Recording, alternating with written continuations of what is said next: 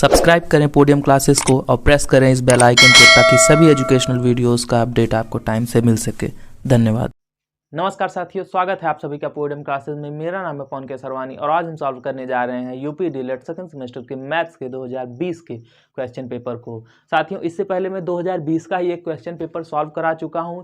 चूंकि वो वाला एग्जाम निरस्त हो गया था, कैंसिल हो गया था, इसकी वजह से 2020 में दोबारा पेपर लिया गया था, तो वो वाला सेट आज मैं कराने जा रहा हूं। उसमें भी आज 1 नंबर वाले क्वेश्चंस को देखेंगे, फिर इसके पार्ट 2 में हम लोग 2 नंबर वाले क्वेश्चंस को देखेंगे। ठीक है, तो चलिए पहले ये 5 बहुविकल्पीय प्रश्न है, पहले इसको हल करते हैं, फिर उसके बाद देखते हैं 6 से 11 तक बाकी के जो अति लघु उत्तरीय क्वेश्चंस हैं उनको देखेंगे। ठीक है, तो जल्दी से आप लोग वीडियो को लाइक शेयर कर दीजिए। शुरू करते हैं आज का कार्यक्रम।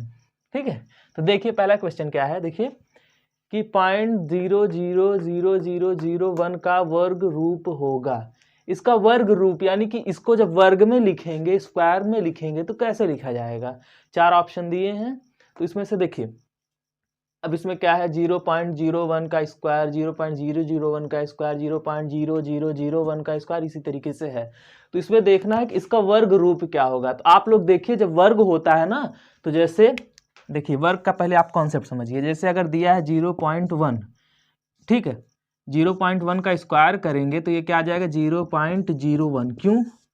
क्यों ऐसा आएगा, क्योंकि 1 का स्क्वायर क्या होता है, 1 1 के 1, लेकिन यहाँ पे 1 अंक के बाद दशमलव लगा है, जब स्क्वायर होगा तो 2 अंक के बाद दशमलव लग जाएगा।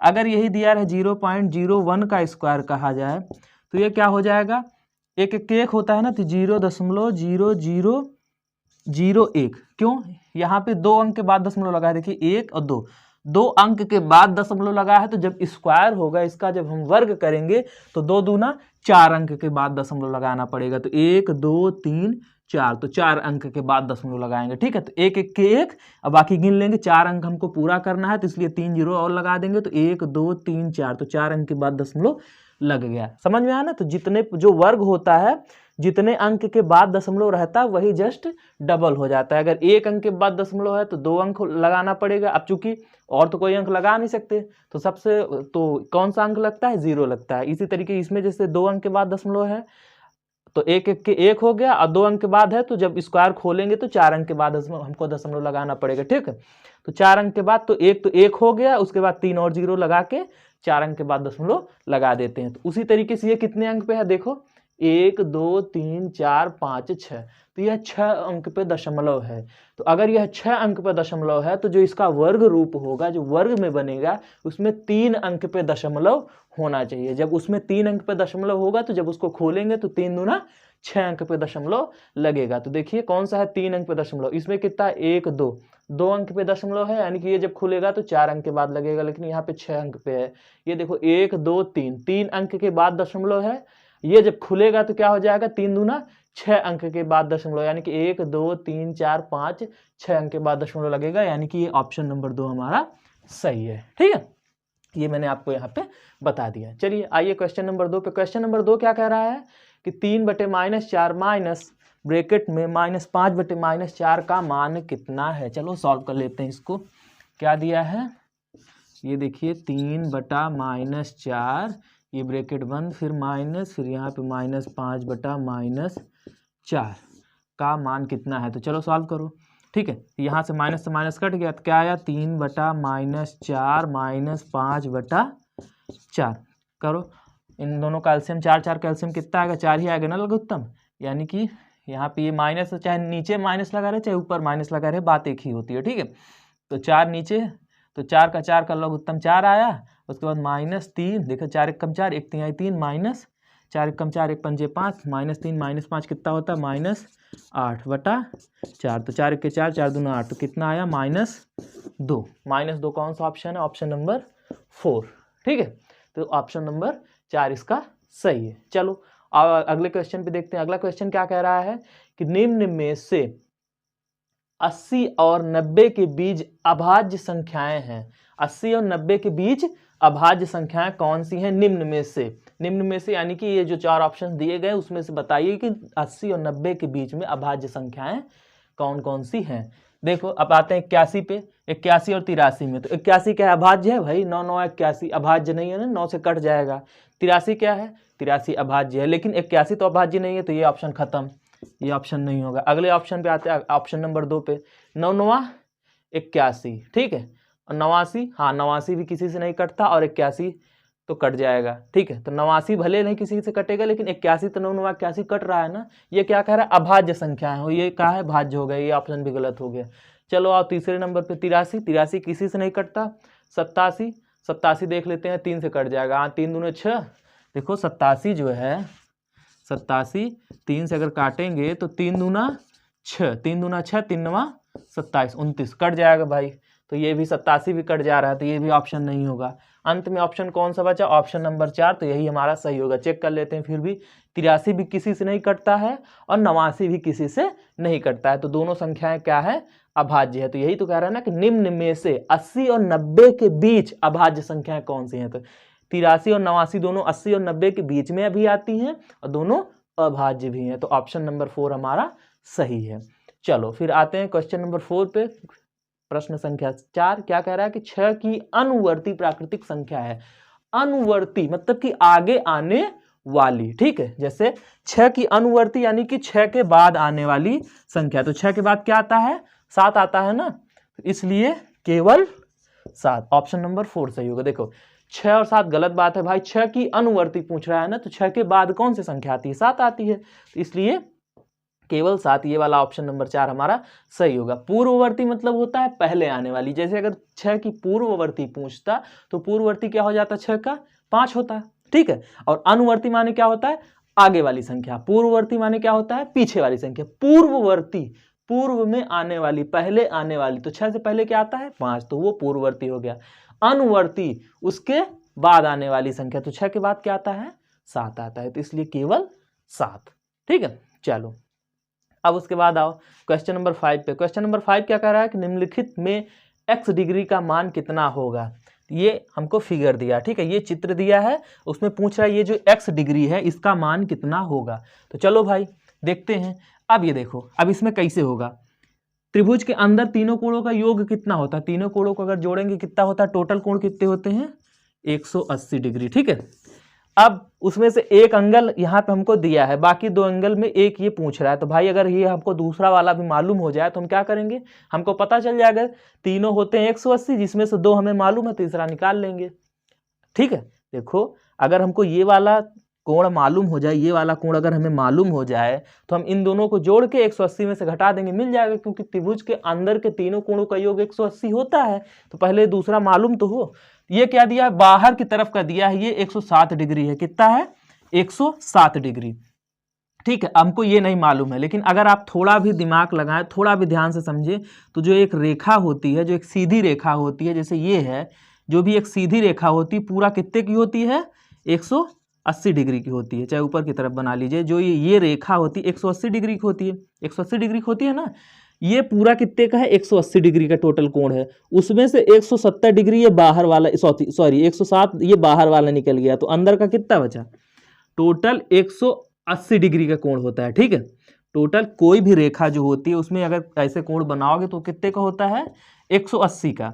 अब उसमें क्या कह रहा है कि एक ऐसे कोण बना दिया है, बोल रहा है कि ये बाहर ये जो है टोटल 180 है, 180 में से ये बाहर का क्या बना दिया, 107 डिग्री का ये हो गया, तो ये कितना बचा, अगर ये टोटल 180 होता है उसमें से 107 डिग्री का ये कोण बन गया, ये 107 डिग्री का ये कोण बन गया, तो ये कितना बचा, 180 में से 107 घटा दो, कितना बचा, ये बचा 70 3 73 डिग्री बचा ना, ये 70 3 73 डिग्री बचा भाई। 180 में से ये 107 ये निकल गया तो कितना बचा, 73 डिग्री, यानी कि ये वाला कोण कितना हुआ, 70 3 73 डिग्री, ठीक है। अब हमको 2 कोण मालूम हो गया, तीसरा मालूम करना है। देखो ये 51 है, ये 73 है, ये हमको बताना है। तो हम जानते हैं कि त्रिभुज के तीनों कोणों का योग कितना होता है, 180, यानी कि 51 degree plus 73 degree plus x degree, तीनों को जोड़ देंगे तो वो 180 के बराबर होगा, क्योंकि अंदर के सभी कोणों का योग यानी कि जोड़ कितना होता है, 180। तो चलो जोड़ दो, तो 180 बराबर 73 में 51 जोड़ो तो 3 1 4 और 5 7 12, कितना आया 12, 124 प्लस x डिग्री, तो 180 माइनस 124 बराबर x डिग्री, तो 180 में से 24 गया तो कितना बचा, 50 6 56, तो 56 डिग्री, तो x कितना आया 56 डिग्री। समझ में आ गया ना, सिंपल सा। देखो भाई, अंदर के तीनों कोणों का योग 180 होता है। अब इसमें हमें एक दिया था और बाकी दो नहीं दिए थे, लेकिन ये बाहर वाला दिया था, बाहर का 107 दिया था। और हम जानते हैं कि जो एक सीधी रेखा होती है वो पूरा 180 का कोण बनाती है। 180 में 107 ये वाला निकल गया, बचा कितना 73, तो ये 73 हो गया। अब हम जानते हैं कि तीनों कोणों का योग 180 होता है, तो 180 में से ये दोनों घटा देंगे तो जो बचेगा यही होगा। तो हमने जब 180 में से इन दोनों को घटा दिया तो कितना बचा, 56 डिग्री। यही हो गया हमारा x का मान। तो हमारा क्वेश्चन नंबर 5 सॉल्व हो गया। अब आते हैं नेक्स्ट क्वेश्चन, क्वेश्चन नंबर 6 पे। ठीक है, तो जब से मैं मिटा रहा हूं तब से आप तुरंत वीडियो को लाइक शेयर कर दीजिए। ठीक है, बाकी इंस्टाग्राम टेलीग्राम दोनों का लिंक मैंने ऊपर दे दिया है, डिस्क्रिप्शन में भी है लिंक, तो आप वहां पे जाके तुरंत ज्वाइन कर सकते हैं। आपको परेशान होने की ज़रूरत नहीं है, डिस्क्रिप्शन में लिंक है, आप वहां से इंस्टाग्राम पे हमें फॉलो कर लीजिए और टेलीग्राम पे हमारा चैनल ज्वाइन कर लीजिए। ठीक है, और जो भी क्वेश्चंस ना आए आप हमसे पूछ सकते हैं, चाहे कमेंट सेक्शन में पूछिए, इंस्टाग्राम पर पूछिए, चाहे जहाँ। ठीक है, चलो आते हैं क्वेश्चन नंबर 6 पे। क्वेश्चन नंबर 6 क्या कह रहा है कि a का पावर 5 यानी कि a की घात 5 b माइनस a b का घात 5 का गुणनखंड कीजिए। चलिए लिख देते हैं एक बार। क्वेश्चन क्या कह रहा है, a की घात 5 b माइनस a b के घात 5 का गुणनखंड कीजिए, गुणनखंड कीजिए। ठीक है, इसका गुणनखंड कर रहे हैं। चलिए इसको सॉल्व करते हैं। क्या करना है, गुणनखंड, यानी कि इसको तोड़ तोड़ के छोटे छोटे भागों में इसका गुणनखंड कर दो। करो, क्या है क्वेश्चन, a की पावर 5 यानी कि a की घात 5 b माइनस a b की घात 5। चलो इसमें कॉमन क्या है, पहले कॉमन ले लो, a b इसमें भी है, a b इसमें भी ये है, तो a b कॉमन ले लो, a b कॉमन ले लो। क्या बचा, यहाँ पे 5a था, a के निकल गया, कितना बचा, a की घात 4 बची। अब b एक ही था, एक ही निकल गया, खत्म। माइनस a यहाँ पे एक ही था, a निकल गया, कोई बात नहीं। b 5 था, 5 में से एक निकल गया, कितना बचा, 4, तो b की घात 4। तो क्या आ गया, ब्रैकेट के बाहर a b, ब्रैकेट के अंदर a की पावर 4 माइनस b की पावर 4। अब और दिमाग लगाओ, कुछ टूट सकता है। हाँ भाई मेरा दिमाग लग गया, टूट जाएगा। देखो a b, अब देखो a की पावर 4 को क्या लिख सकते हैं, a की घात 2 लिख सकते हैं, a स्क्वायर की पावर 2 लिख सकते हैं ना भाई। a स्क्वायर की पावर 2 यानी कि 2 + 2 4 हो जाएगा। ठीक है, चलो माइनस ये यहाँ b स्क्वायर की पावर 2 लिख सकते हैं। देखो इसे थोड़ा सा बड़े ब्रैकेट में रख दो। ठीक है, ये मझले ब्रैकेट में रख दो, क्योंकि छोटे ब्रैकेट के ऊपर उससे बड़ा वाला ब्रैकेट लगता है, मझला ब्रैकेट। चलो a स्क्वायर की पावर 2 कर सकते हैं। देखो a स्क्वायर का स्क्वायर और b स्क्वायर का स्क्वायर, तो ये 2 2 4 हो जाएंगे, इधर भी 2 2 4 हो जाएंगे। ठीक है, चलो समझ में आ गया ना। अब हमने ऐसा क्यों किया, क्योंकि अगर आप ध्यान से देखेंगे तो यहाँ पे ये बन रहा है a square minus B square, तो a square minus B square का सूत्र बन रहा है, तो हम इसको और तोड़ सकते हैं। और गुणनखंड कीजिए, मतलब इसको जितना तोड़ सकें आप गुणनखंड के रूप में। तो चलो, तो क्या हुआ, ए बी, उसके बाद a square minus B square के सूत्र में क्या होता है, एक ब्रैकेट में a प्लस बी, और यहाँ पे क्या था, a की जगह पे a स्क्वायर और b की जगह पे क्या है, b स्क्वायर। तो एक ब्रैकेट में हो गया a square plus B square, और दूसरे ब्रैकेट में क्या हो गया, a square minus B square. एक ब्रैकेट में a प्लस बी और दूसरे ब्रैकेट में a माइनस बी। ठीक है, चूंकि a की जगह पे a स्क्वायर था इसलिए a स्क्वायर, b की जगह b स्क्वायर था इसलिए b स्क्वायर। समझ में आया। अब एक जगह और टूटेगा, अब ये भी टूटेगा। देखो तो ए बी, और यहाँ पे क्या हो गया, a square plus B square, और यहाँ a square minus B square की जगह पे क्या होता है, एक ब्रैकेट में a प्लस बी और दूसरे ब्रैकेट में a माइनस बी। अब इससे ज़्यादा नहीं टूटेगा, तो यही हो गया हमारा आंसर। समझ में आया। देखो ये क्वेश्चन दिया था, कह रहा था इसको भैया गुणनखंड करो, तो गुणनखंड का मतलब क्या होता है कि इसको तोड़ना है। तो हमने ले लिया, ए बी कॉमन था तो ए बी ले लिया, चलो एक टूट गया, खत्म हुआ कुछ। अब उसके बाद देख रहे हैं a की घात 4 है माइनस b की घात 4 है, तो इसे हमने क्या किया, स्क्वायर में बदल लिया। क्यों स्क्वायर में बदल लिया, क्योंकि a का स्क्वायर माइनस b का स्क्वायर का सूत्र क्या होता है, देखो a square minus B square का सूत्र लगाने के लिए क्या होता है, एक ब्रैकेट में a प्लस बी और दूसरे ब्रैकेट में a माइनस बी।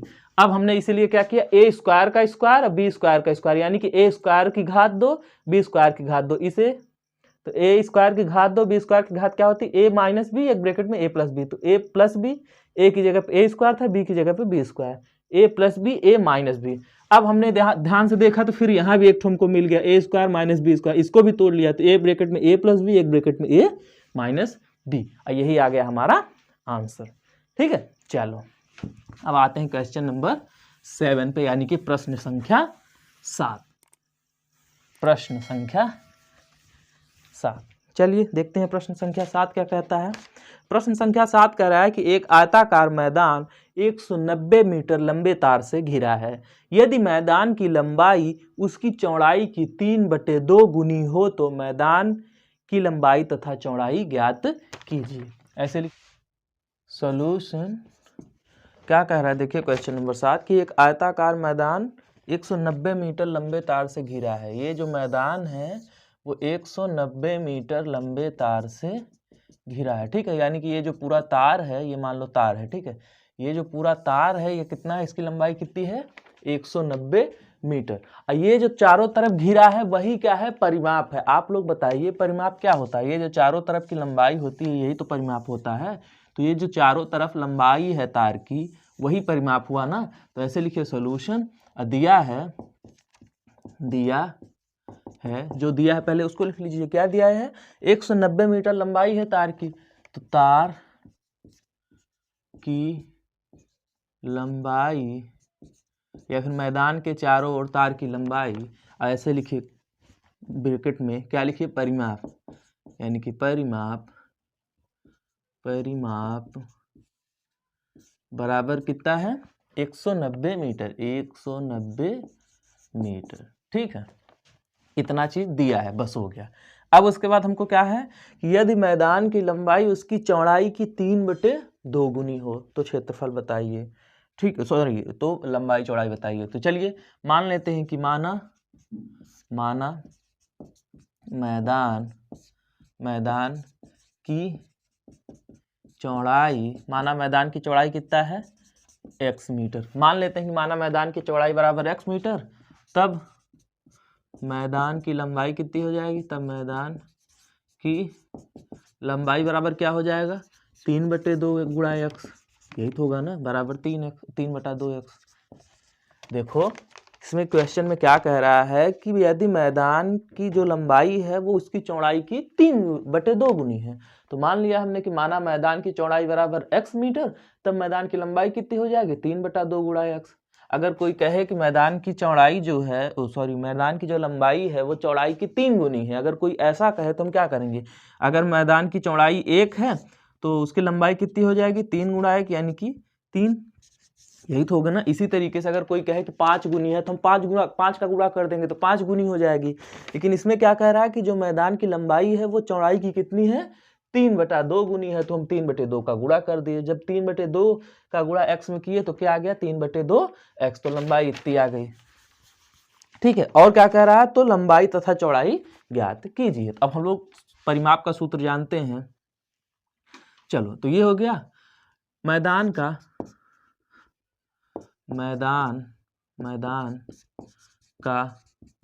परिमाप बराबर क्या होता है 2 ब्रैकेट में लंबाई प्लस चौड़ाई, 2 ब्रैकेट में लंबाई प्लस चौड़ाई। मैदान आयताकार था तो ऐसे लिख दो आयताकार मैदान का परिमाप क्या होगा 2 ब्रैकेट में लंबाई प्लस चौड़ाई, ये सूत्र होता है। देखो हमको लंबाई दिया है, चौड़ाई दिया है, अब परिमाप दिया है, तो यही 3 वाला सूत्र लगाएंगे। तो परिमाप का सूत्र लगाए तो इसमें लंबाई भी आ गया, चौड़ाई भी आ गया, और इसमें जो x था वही हट जाएगा जब ये हल करेंगे। तो चलो परिमाप कितना है 190, तो 190 लिखते हैं बराबर 2 ब्रैकेट में लंबाई प्लस चौड़ाई। लंबाई कितना है 3/2x, तो 3/2x प्लस चौड़ाई कितना है x, तो x। ठीक है, चलो हल कर लो। तो 190 बराबर 2, अब इसको हल कर लो। तो 2 और यहाँ पे कुछ नहीं है बटे में, तो बटे में जहाँ कुछ नहीं होता वहाँ पे 1 मानते हैं। तो चलो 2 और 1 का एलसीएम यानी कि लघुत्तम क्या आया 2 आया। तो 3x ऊपर था तो ऐसे 3x, अरे 2 1 कम 2 1 3 3x प्लस 1 2 ना 2 और 2 का गुणा x में करो तो क्या आ जाएगा 2x। चलो तो 190 बराबर 3 2 ऐसे 2 गुणा ये 3 2 कितना होगा 5x बटा 2। देखो 3 2 जुड़ जाएगा 5x बटा 2, तो 2 से 2 कैंसिल हो गया। तो क्या आया 190 बराबर 5x। तब ये नीचे जगह नहीं है तो अगले लाइन में क्या होगा x बराबर क्या आ जाएगा 190 बटा 5। अरे ये इधर गुणे में है, इधर आएगा तो बटे में, तो 190 बटा 5, तो 5 से काटो 5 1 कम 5, 5 3 आई 15, 5 40। तो x बराबर कितना आ गया 38, यानी कि x बराबर क्या आ गया 38। ये क्या है चौड़ाई, ठीक है, इतना मीटर, ठीक है, x बराबर 38 मीटर, ये क्या आ गया चौड़ाई है, ठीक है, ये है चौड़ाई। ऐसे लिख दो चौड़ाई बराबर 38 मीटर, या फिर अतः चौड़ाई बराबर 38 मीटर, ऐसे लिख दो, अतः चौड़ाई बराबर 38 मीटर, ठीक है। तब लंबाई बराबर क्या हो जाएगी 3/2 x है, बराबर 3/2 गुणा x कितना आया है 38, वैसे 38 लिख दो, काट दो जो कट रहा है, 2 1 कम 2, 2 1 कम 2, 2 9 18, 19 19 3 57, 57 मीटर। तो ये आ गई क्या लंबाई, ये क्या आ गई लंबाई, अतः या फिर तथा लंबाई, मैदान की लंबाई बढ़ा सकते हो, तथा लंबाई बराबर कितना आ गया 57 मीटर, ठीक है। ये हो गया आंसर। समझ में आया, एकदम आसान सा क्वेश्चन था। क्या कह रहा था कि एक आयताकार मैदान 190 मीटर लंबे तार से घिरा है। ये ऐसे हमने आपको समझाने के लिए बना दिया कि एक मैदान है आयताकार, वो 190 मीटर लंबे तार से घिरा है, ठीक है, घिरा है चारों तरफ से। तो वही जो घेराव होता है वही क्या है परिमाप। परिमाप देखो, जैसे अगर कोई कहे कि कोई मैदान 3 मीटर लंबा और 2 मीटर चौड़ा है, ठीक है, या 30 मीटर 20 मीटर चाहे जो मान लो, कोई भी चीज़ है, कोई भी आयत है वो 3 मीटर लंबा 2 मीटर चौड़ा है, तो उसका परिमाप बताओ। तो परिमाप क्या होता है, वही चारों तरफ का माप, यानी कि 3 ये 2 ये, तो आयत में आमने सामने के बराबर होता है, यानी 3 ये 2 ये। तो अगर ये 3 ये 2, 3 2 5, 3 8 2 10, तो यही तो होता है ना, तो यही होता है परिमाप। चारों तरफ का जो नाप होता है वही होता है परिमाप। अब वही चीज दिया है तार, कि आयताकार मैदान 190 मीटर तार से घिरा है, तो तार से घिरा है यानी कि उतना ही तो तार लगाना जितना मैदान की नाप है। तो हमारा परिमाप कितना आ गया 190 मीटर। तो वही लिखा है कि दिया है तार की लंबाई और ब्रैकेट में परिमाप बराबर 190 मीटर, ठीक है। तो माना मैदान की चौड़ाई बराबर x, यही कह रहा था कि जो मैदान की लंबाई वो चौड़ाई की कितनी है 3/2 गुनी। तो हमने मान लिया कि माना मैदान की चौड़ाई बराबर x मीटर, तब मैदान की लंबाई बराबर 3/2 x, ठीक है। तो यहाँ पे आयताकार मैदान का परिमाप ये है, सूत्र लगा दिया, आ गया x बराबर आया 38, तब लंबाई बराबर हो जाएगा 3/2 x, यानी कि जब हल किए तो क्या 57 मीटर, और यही हुआ हमारा आंसर, ठीक है। चलिए आते हैं नेक्स्ट क्वेश्चन, क्वेश्चन नंबर 8 पे, ठीक है। तो ये है, बाकी आप लोग इंस्टाग्राम टेलीग्राम आपको कई बार बता चुका हूँ, आप लोग देख लीजिए वहाँ पे, उसको सॉल्व कर लीजिए, ठीक है। चलिए, एकदम आसान से क्वेश्चन है, कोई दिक्कत नहीं होगी आपको, एकदम मजे से उसको हल कर ले जाए। चलो आते हैं क्वेश्चन नंबर 8 पे। क्वेश्चन नंबर 8 क्या लिखा है, लिख ही देता हूँ। 8x प्लस 21/4 बराबर 3x प्लस 6 को हल कीजिए, ठीक है। इसको क्या करना है, सॉल्व करना है। तो चलो सॉल्व करो, ये तो सिंपल सा, इसको सॉल्व करना है। तो क्या है 8x प्लस 21/4 बराबर 3x प्लस 6। क्या करते हैं, x वाले को एक तरफ ले जाते हैं और संख्या को एक तरफ ले आते हैं। तो चलो 3x इधर जाएगा तो क्या हो जाएगा 8x, इधर 3x इधर जाएगा तो क्या हो जाएगा -3x बराबर 6।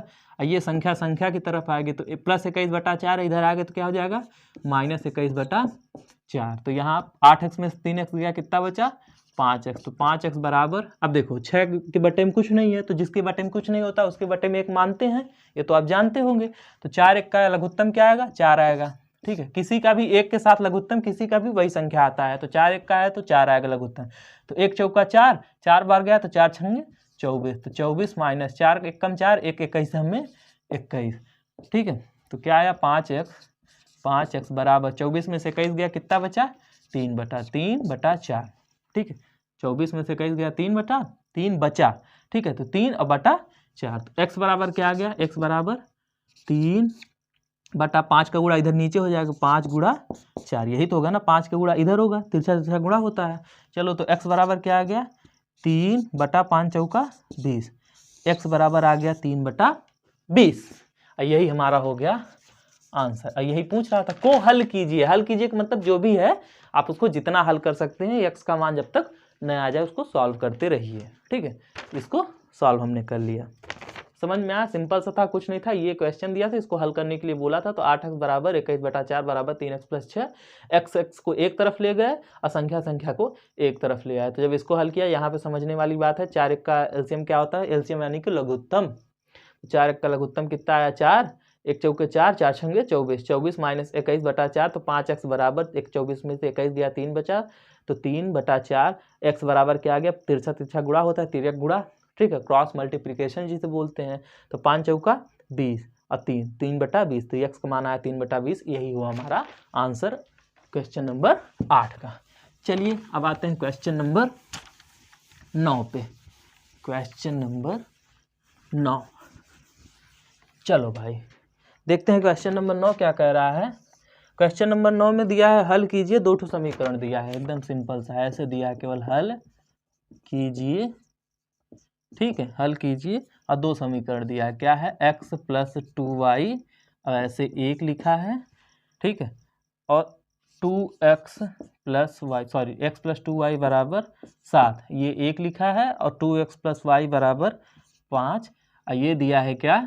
2, ठीक है। ये क्या है? दोनों समीकरण। आप कंफ्यूज मत होना कि 1 2 क्या लिखा है, ये दोनों क्या है, जैसे हम लोग लिखते हैं ना ऐसे ऐसे, अरे दूर लिख दें तब आपको समझ में आए। ऐसे 1 लिखा है, ऐसे 2 लिखा है, ये क्या है? समीकरण। तो 2 समीकरण दिए हैं, इसको कह रहा है कि हल कीजिए। हल कीजिए का मतलब क्या है? जो भी उसमें ये चर राशियां हैं, जो भी x y z है, उसका मान निकालिए। हल करने का मतलब यही होता है, ठीक है। तो ये 2 समीकरण दिए, ऐसे ही प्रश्न दिया है, इसमें डॉट डॉट ये नहीं लगा था, ये तो मैंने आपको समझाने, ऐसे ऐसे दिया रहेगा, इसको हल कीजिए। मतलब कि 2 समीकरण दिए हैं और उसी समीकरण की सहायता से आप ये x y वाले का मान निकालिए, ठीक है। हल कीजिए मतलब कि जो भी x y है उसका मान निकालिए। तो चलो निकालते हैं।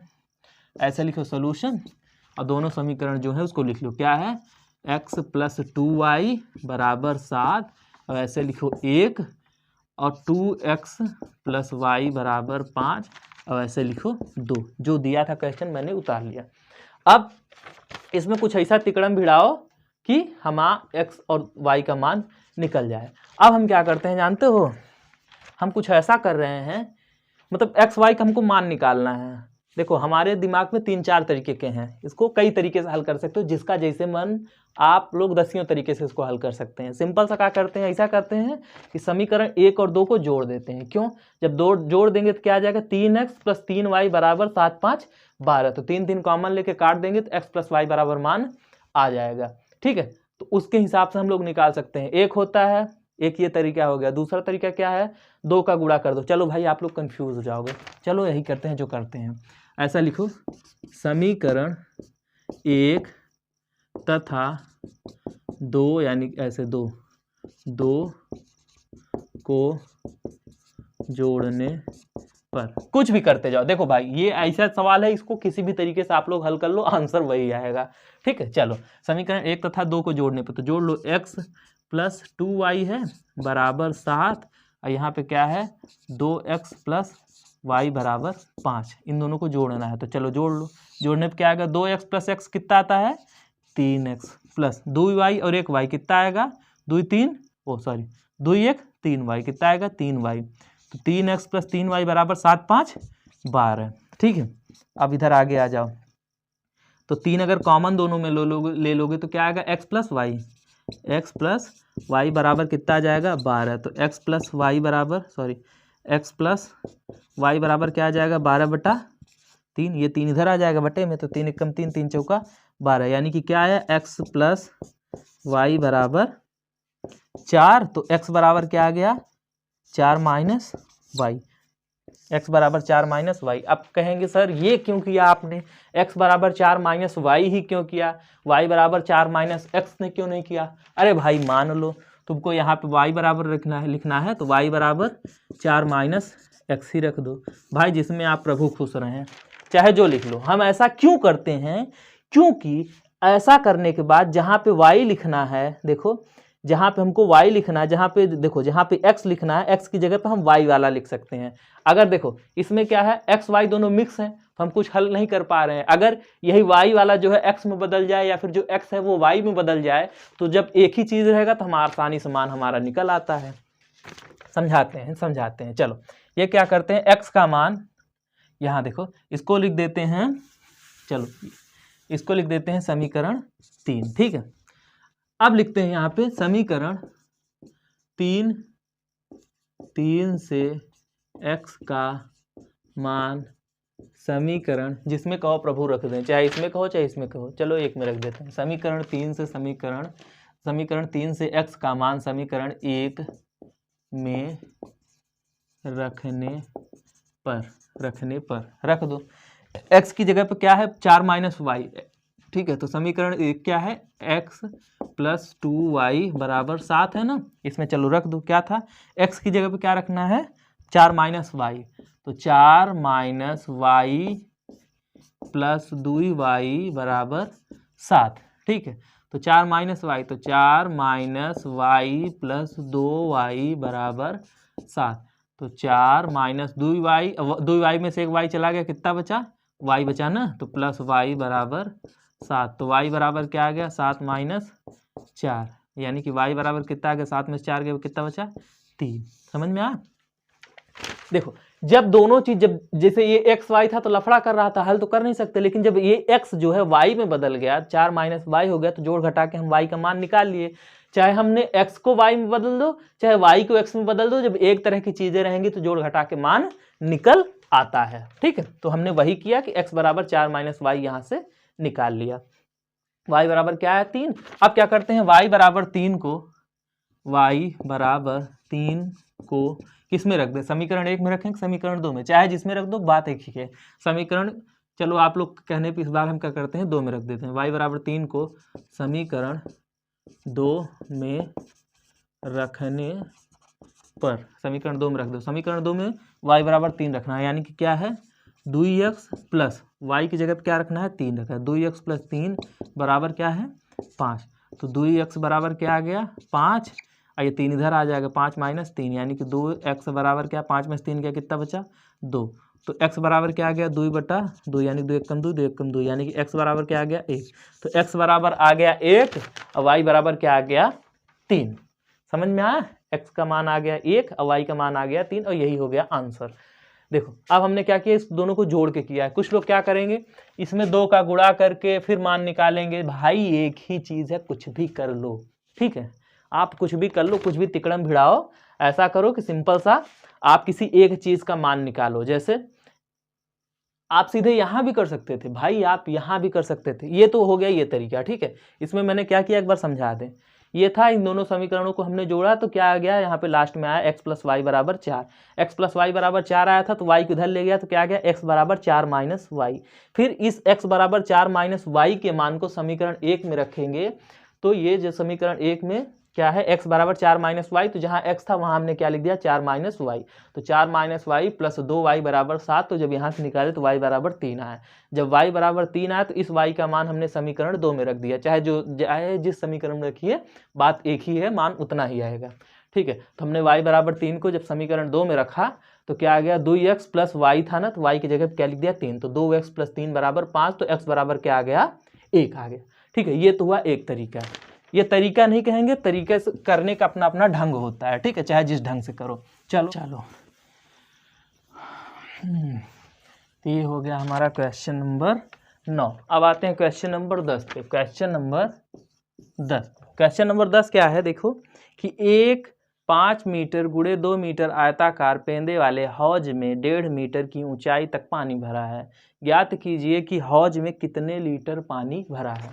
ठीक है, ऐसे लिखो सोल्यूशन। क्वेश्चन आ गया होगा। क्या कह रहा है कि एक हौज है। ठीक है, एक हौज है यानी कि कोई बर्तन है। बर्तन का डायमेंशन क्या दिया है, माप क्या दिया है 5/2 का, यानी कि बर्तन जो है 5 मीटर लंबा है, 2 मीटर चौड़ा है, और उसमें कितना मीटर तक पानी भरा है 1.5 मीटर तक पानी भरा है। देखो क्या दिया है, ऐसे लिखो हौज, या फिर ऐसे लिखो दिया है जो दिया है लिख लो। दिया क्या है हौज की लंबाई बराबर कितना दिया है 5 मीटर तथा हौज की चौड़ाई बराबर कितना है 2 मीटर। हौज की लंबाई 5 मीटर, हौज की चौड़ाई 2 मीटर, तथा हौज में भरे पानी की ऊंचाई बराबर क्या है 1.5 मीटर। ठीक है, हौज की लंबाई 5 मीटर, हौज की चौड़ाई 2 मीटर, हौज में भरे पानी की ऊंचाई 1.5 मीटर या 1.5 मीटर। अब आप कहेंगे सर जी एक 5 मीटर बाई 2 मीटर का आयताकार दिया था, आपने लंबाई चौड़ाई कैसे जान लिया? भाई लंबाई लंबी होती है, चौड़ाई लंबाई से कम होती है, इसलिए जो लंबा तो जो बड़ा संख्या था तो इसको हमने लंबाई मान लिया, जो उससे छोटा था उसको हमने चौड़ाई मान लिया। ठीक है, समझ में आ गया। चलो तो ये हो गया, इतना 3 चीज दिया है। क्या कह रहा है कि इतने में कितना लीटर पानी भरा है। तो सबसे पहले क्या किए हैं, लंबाई चौड़ाई ऊंचाई, जब 3 चीज दिया रहे तो सिंपल सा क्या निकालना है, आयतन। तो पहले क्या निकाल लो, आयतन। तब पानी का आयतन बराबर, या फिर तब हौज में पानी का आयतन, तब हौज में भरे पानी का आयतन बराबर, या फिर हौज का आयतन, चाहे जो कहो भाई, जो कहो सभी की चीज, हौज में भरे पानी का आयतन बराबर लंबाई गुणे चौड़ाई गुणे ऊंचाई। यही तो होता है ना, आयतन बराबर लंबाई गुणे चौड़ाई गुणे ऊंचाई। हमको आयतन बराबर लंबाई गुणे चौड़ाई गुणे ऊंचाई समझना चाहिए। अब भाई हौज है, पानी है, बाल्टी है, जो भी है आप अपना समझो, जो भी है उसी को आगे लिख दो। बाकी मेन हमको आयतन बराबर लंबाई गुणे चौड़ाई गुणे ऊंचाई यही से मतलब रखना है। तो लंबाई कितनी है 5 गुणे चौड़ाई कितनी है 2 गुणे ऊंचाई कितनी है 1.5 यानी कि 1.5 गुणा कर दो, 5 दूना 10 और 10 को गुणा 1.5 में करोगे तो क्या आएगा 15 घन मीटर। ठीक है, 15 घन मीटर। आयतन हमेशा घन मीटर में आता है, घन मीटर यानी कि मीटर क्यूब, 3 बार गुणा हुआ है इसलिए मीटर का क्यूब। और क्षेत्रफल में क्या होता है 2 बार गुणा होता है लंबाई और चौड़ाई का, इसलिए वर्ग मीटर आता है, वर्ग मीटर यानी कि मीटर स्क्वायर। और आयतन में क्या होता है 3 बार होता है इसलिए घन मीटर यानी कि मीटर क्यूब। चलो ये तो लिखने वाला चीज हो गया, तो ये इतना घन मीटर आ गया। अब हम जानते हैं कि चूंकि 1 घन मीटर बराबर क्या होता है 1000 लीटर, ये आप लोग जानते हैं ना, 1 घन मीटर बराबर 1000 लीटर। इसलिए 15 घन मीटर बराबर क्या हो जाएगा 15 गुणे 1000। ठीक है, 15 गुणे 1000 बराबर कितना हो जाएगा 15,000 लीटर। समझ में आया, यही हो गया आंसर। ठीक है, क्या कह रहा था देखो, क्वेश्चन एकदम सिंपल सा क्या है कि एक 5 मीटर गुणे 2 मीटर आयताकार पेंदे वाले हौज में 1.5 मीटर ऊंचाई तक पानी भरा है। ज्ञात कीजिए कि हौज में कितने लीटर पानी भरा है। तो हमने देख लिया, जो जो दिया है उसको लिख लिया। क्या है, हौज की लंबाई कितनी है 5 मीटर, हौज की चौड़ाई कितनी है 2 मीटर, और हौज में पानी कितना भरा है 1.5 मीटर, यानी कि हमें लंबाई चौड़ाई और ऊंचाई मालूम हो गया। तब हौज में भरे पानी का आयतन या फिर हौज का आयतन कितना है, लंबाई गुणे चौड़ाई गुणे ऊंचाई। आयतन, क्योंकि देखो लंबाई चौड़ाई ऊंचाई दिया है तो हमको आयतन ही निकालना है, तो हमने आयतन निकाल लिया। क्या है, लंबाई गुणे चौड़ाई गुणे ऊंचाई, ये सूत्र होता है, इसको आप याद कर लो। लंबाई कितना है 5, चौड़ाई कितना है 2, ऊंचाई कितनी है 1.5, तीनों का गुणा किया क्या है 15 घन मीटर। अब हम जानते हैं चूंकि 1 घन मीटर बराबर 1000 लीटर, इसलिए 15 घन मीटर बराबर कितना हो जाएगा 15 गुणे 1000। तो 15 में जब 1000 को गुणा करेंगे तो क्या आएगा 15,000 लीटर। यही हो गया हमारा आंसर। ठीक है, 2 चीजें याद करनी, एक ये याद कर लो कि 1 घन मीटर में 1000 लीटर होता है, और दूसरा ये आयतन का सूत्र, लंबाई गुणे चौड़ाई गुणे ऊंचाई। चलो ये हो गया 10वां क्वेश्चन। अब इसके बाद करते हैं आज का लास्ट क्वेश्चन, क्वेश्चन नंबर 11। लेकिन तब से आप लोग वीडियो को लाइक शेयर कर दीजिए, जो भी समझ में आया जो भी ना समझ में आया आप उसको कमेंट कर दीजिए। और ये 2 चीजें हैं, एक पे हमें फॉलो कर लीजिए, दूसरे चैनल को ज्वाइन कर लीजिए। चलिए आते हैं क्वेश्चन नंबर 11 पे। क्वेश्चन नंबर 11 क्या कह रहा है कि एक समबाहु त्रिभुज का परिमाप 12 सेमी है, इसका क्षेत्रफल ज्ञात कीजिए। चलो क्या है, ऐसा सॉल्यूशन लिखो। क्या दिया है कि समबाहु त्रिभुज का परिमाप कितना दिया है 12 सेंटीमीटर। क्या दिया है, दिया क्या है समबाहु त्रिभुज का परिमाप बराबर 12 सेमी। ठीक है, समबाहु त्रिभुज का परिमाप कितना दिया है 12 सेंटीमीटर। तब क्षेत्रफल बराबर क्या है पूछ रहा है। चलो भाई, परिमाप दिया है, क्षेत्रफल पूछ रहा है। अब हम जानते हैं कि समबाहु त्रिभुज का जो परिमाप होता था, समबाहु त्रिभुज का परिमाप जो होता है, परिमाप बराबर क्या होता है, 3 गुणा भुजा। समबाहु त्रिभुज का जो परिमाप होता है वो क्या होता है, 3 गुणे भुजा। तो ऐसे लिख दो, परिमाप कितना दिया है 12, तो परिमाप की जगह 12 लिखो, बराबर 3 गुणा भुजा, क्योंकि हमें भुजा तो मालूम नहीं है। अब ये 3 इधर जाएगा तो 12/3, 12/3 बराबर क्या हो जाएगा, भुजा। ठीक है, तो 3 एकम 3, 3 चौका 12, यानी कि भुजा बराबर क्या आ गई, 4 सेंटीमीटर। ठीक है, तो भुजा हमारी कितनी आ गई, 4 सेंटीमीटर। अब जब भुजा हमारी 4 सेंटीमीटर आ गई तब समबाहु त्रिभुज का क्षेत्रफल क्या होता है, अब लिखो तब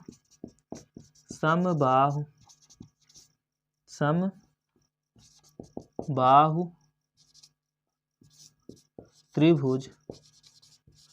त्रिभुज का क्षेत्रफल बराबर क्या होता है, √3/4 गुणे भुजा का वर्ग या भुजा का स्क्वायर। तब समबाहु त्रिभुज का क्षेत्रफल क्या होता है, √3/4 गुणे भुजा का स्क्वायर। ये सूत्र होता है, इसको आप याद कर लो।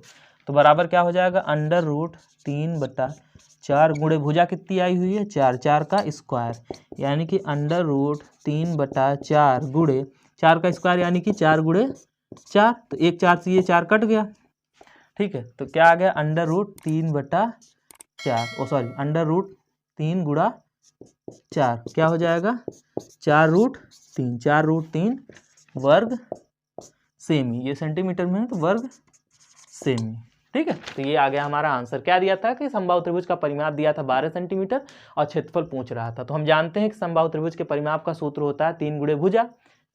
3 गुणे भुजा, तो परिमाप जितना दिया था परिमाप लिख लिए, 12 बराबर 3 गुणे भुजा, तो 3 गुणे भुजा, तो 12/3 बराबर भुजा। देखो ये 3 इधर गुणे में था, इधर आ गया तो भाग में हो जाएगा, तो 12/3, 3 एकम 3, 3 चौका 12, तो भुजा बराबर क्या आ गया, 4 सेंटीमीटर। तब समबाहु त्रिभुज का क्षेत्रफल क्या होता है, सूत्र होता है √3/4 गुणे भुजा का स्क्वायर। तो √3/4 गुणे भुजा कितनी थी, 4 निकाला है, तो 4 का स्क्वायर, यानी कि √3/4 गुणे 4 गुणे 4, तो 4 से 4 कैंसिल हो गया, क्या आया, √3 गुणे 4, यानी कि 4√3। यही आया, इतना वर्ग सेंटीमीटर, यही आया हमारा आंसर। यहाँ पे लिख दो आंसर। ठीक है, 4√3 वर्ग सेंटीमीटर।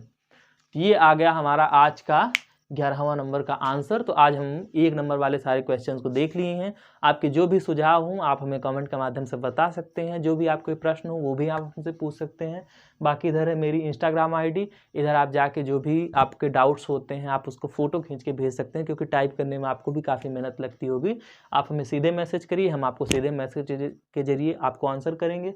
बाकी इधर टेलीग्राम ज्वाइन करने से आपको ये फ़ायदा है कि जो भी बच्चे, दूसरे भी बच्चे जो भी प्रश्न पूछे रहेंगे वो हम टेलीग्राम पे अपलोड कर देते हैं, तो आप लोग उससे देख सकते हैं कि हाँ बच्चों ने क्या डाउट्स पूछा, कि इनका क्या प्रश्न फंस रहा था। तो आप एक लोग मतलब ये जान लीजिए कि आप लोग एक कम्युनिटी बना रहे हैं। ठीक है, तो वो अच्छा रहता है। तो टेलीग्राम आप ज्वाइन कर लीजिए, इधर इंस्टाग्राम पे हमें फॉलो कर लीजिए। बाकी जो भी आपके सुझाव आप हमें कमेंट के माध्यम से बता सकते हैं। दोनों का लिंक मैंने, टेलीग्राम और इंस्टाग्राम दोनों का लिंक मैंने डिस्क्रिप्शन में डाल रखा है, आप वहाँ से जाके देख लीजिए। ठीक है, तो फिर मिलेंगे नेक्स्ट वीडियो में, तब तक के लिए धन्यवाद, जय हिंद।